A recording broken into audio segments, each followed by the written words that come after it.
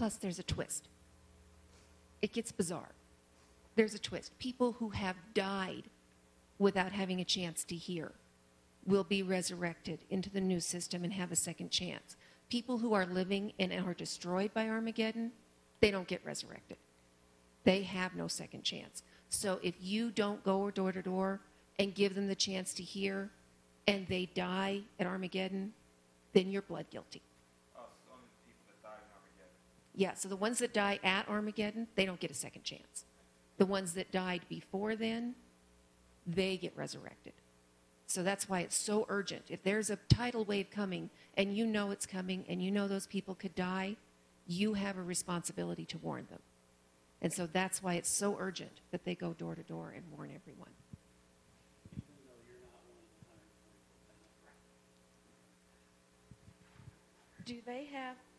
Do they have a church and church services like we do?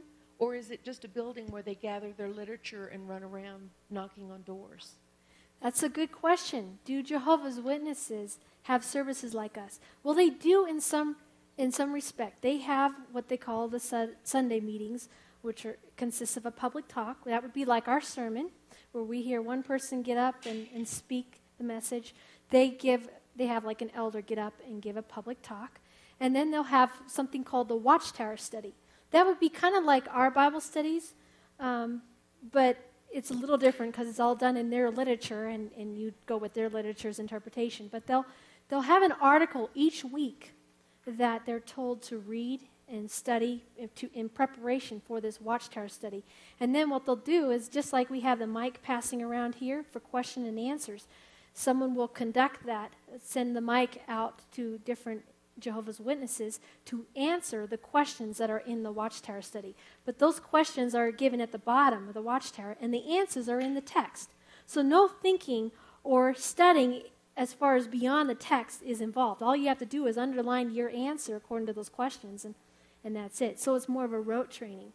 They also have Theocratic Ministry School on usually Thursday nights, sometimes Tuesdays. It can vary, different nights.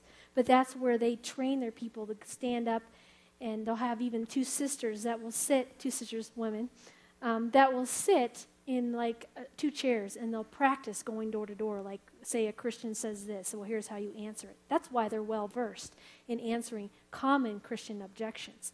And then they have 5 meetings a week. So these are like, I just described 3 of the meetings. They have another one that's usually a separate night of the week, like a Tuesday night or Monday night. That's a book study.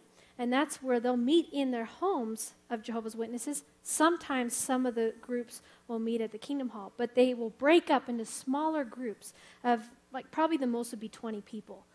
And they will then hash through another book that the Watchtower produced and study that and answer the questions just like a Watchtower study. And then the other one is their service meeting. That's the 5th meeting, and that's the door-to-door, mapping out the territories, who gets what. So that was my other question. Once they come to your door and knock on your door, are you marked off as, they blew it, they didn't accept it? Or do they keep knocking, hoping that somebody, how many chances do they get to you? Oh, they will keep knocking until you show yourself as a threat, either by knowing the doctrine well enough or knowing enough about the Watchtower to be a threat to them, their spirituality, or until you absolutely don't ever come back. But even then, they might still knock, hoping that your son might answer the door and he might want to talk to them. So it just depends. I mean, they are very persistent. So he's wondering about ethnic groups with Jehovah's Witnesses. Yeah, I find that Jehovah's Witnesses they'll track your blue-collar workers more than your white-collars. It doesn't matter ethnic. I mean, they have a lot of blacks involved as well as, Caucasians and other minority groups too. But one of the things that with Jehovah's Witnesses, the reason they appeal to the blue collar is their organization is the only safe place, and you want to avoid higher education because you'll get the ideas of philosophy and man-made thinking. And so the people that tend to be attracted to that would be folks that are maybe uneducated or haven't gone to college and other levels, because they're even in their organization, they encourage their folks more in the past than now today to like in the past, they used to tell them to even drop out of school if you're in college, just finish high school so you can spend more time going door to door and sharing the Watchtower message. So those people were stuck with jobs that didn't require a lot of education. So that's why you would find more of your blue-collar workers. Though you do find some that are educated, but I've noticed on a general scale, you'll find more that are not as in the higher education. And today, they'll kind of encourage folks to go ahead and get a college education if it's done in a way like if they could do it from home study.